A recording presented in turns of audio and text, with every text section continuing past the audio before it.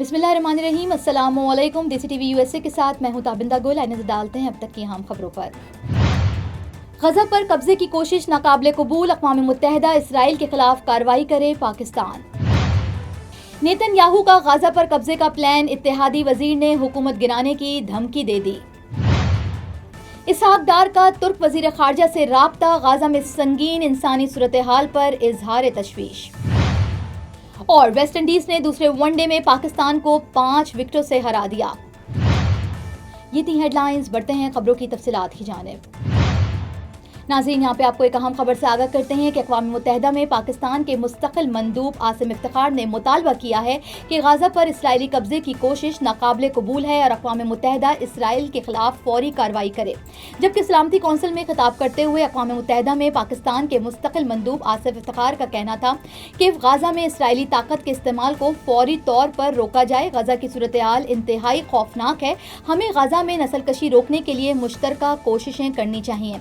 पाकिस्तानी मंदूब का मजीद कहना था कि पाकिस्तान अरब लीग और OIC के गाजा में से मुतालिक बयान की हिमायत करता है, जबकि गाजा पर इसराइली कब्जे की कोशिश नाकाबिले कबूल है। अक़वाम मुत्तहिदा इसराइल के खिलाफ फौरी कार्रवाई करे। आसिम इफ्तिखार का मजीद कहना था कि इसराइली इक़दामात बैनुल अक़वामी क़वानीन और अक़वाम मुत्तहिदा की करारदादों की खुली खिलाफ वर्जी है। उन्होंने कहा कि गाजा से फ़लस्तीनियों का इनखला नस्ल कुशी के मंसूबे का हिस्सा है। उन्होंने मुतालबा किया कि अक़वाम मुत्तहिदा फौरी तौर पर इसराइल के कब्जे को रोके और मुस्तकिल जंगबंदी करवाए।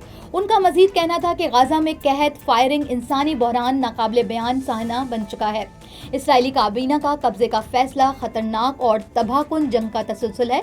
इसराइल को सियासी तहफ़्फ़ुज़ देने वाले भी इस इंसानी अलमिये के शरीक हैं। उन्होंने मजीद कहा कि बैतुल मुक़द्दस की कानूनी और तारीख़ी हैसियत का तहफ़्फ़ुज़ भी लाजिम है।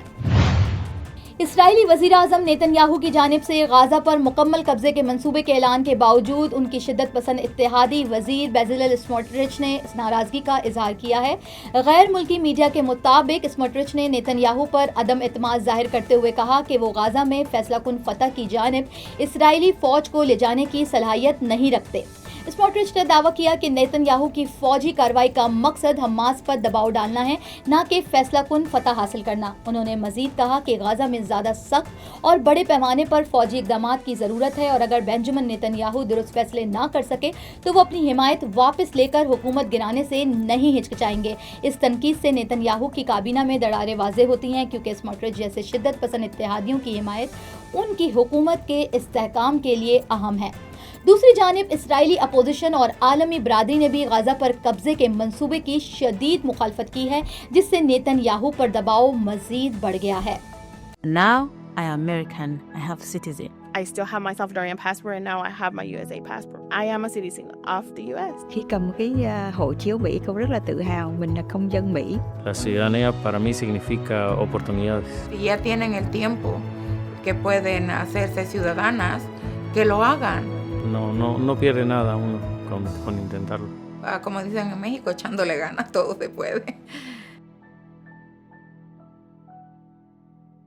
नाज़रीन, आगे चलते हैं और आपको बताते हैं कि नायब वज़ीर आज़म और वज़ीर खारजा इसहाक डार का तुर्क वज़ीर खारजा हाकान फिदान से टेलीफोनिक राब्ता हुआ है, जिसमें दो तरफ़ा ताउन और इलाकाई व आलमी उमूर पर भी तबादले ख्याल किया गया है।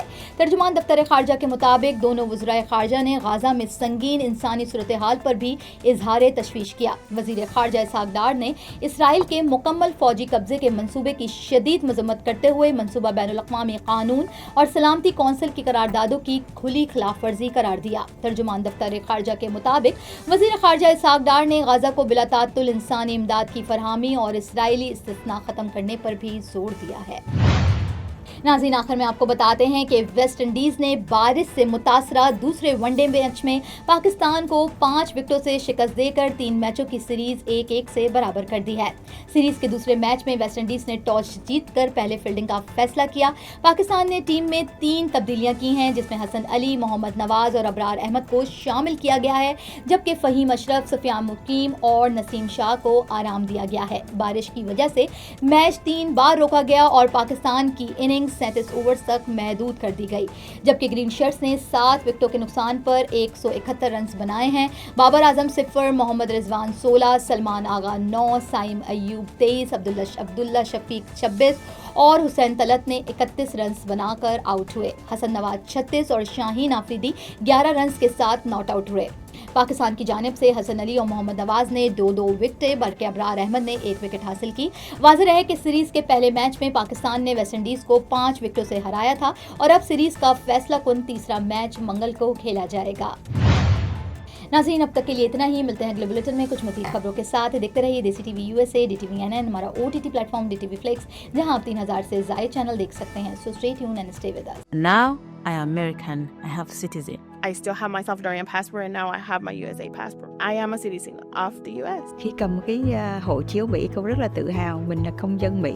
La ciudadanía para mí significa oportunidades. Si ya tienen el tiempo que pueden hacerse ciudadanas, que lo hagan. No pierde nada uno con intentarlo. Como dicen en México, echándole ganas, todo se puede. Neurological care is a pressing healthcare challenge in Pakistan. That's why Helping Hand USA is building Kind R, a world-class hospital with 130-plus clinics that is set to establish new standards for neurological care in Pakistan. As the first phase nears completion, anticipation is growing for the launch in the second half of 2025. Give zakat and sadaqah through Helping Hand USA today and join this historic endeavor to redefine future healthcare in Pakistan.